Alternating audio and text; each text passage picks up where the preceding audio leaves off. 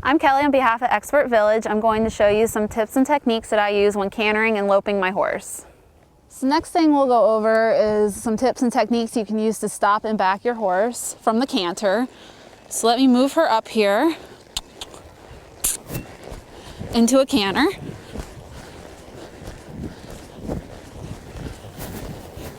Now depending on what level of skill your horse is at, and she's very balanced and she's very cadenced, so she's not moving at too fast or too slow of a speed. Some of your horses may cruise around a little bit faster, so they may be a little bit harder to stop. But that's one thing that you want to ensure, that when you are cantering your horse, you have your horse collected, which will give you better control. It'll have their haunches engaged properly, have their shoulders listed. So that way when you sit and say, whoa, your horse will really easily shut down without you having to pull a whole lot or go halfway down the arena before your horse actually stops. So again, what you'll want to do,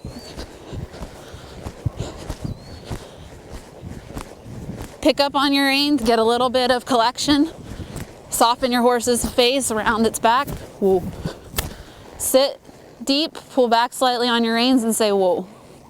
Now if your horse does run through the bit, you have to pull on a little bit harder, just keep pulling until you get your horse to stop, and then once you finally get it to stop, just pull and make it back up.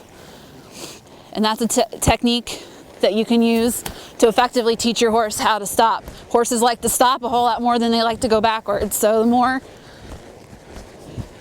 you make your horse back up when it doesn't listen to you want to stop, the more it's going to be willing to stop versus having to back up.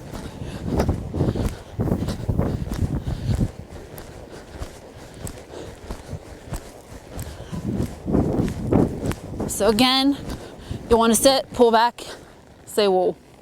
So that's how you'll want to stop your horse.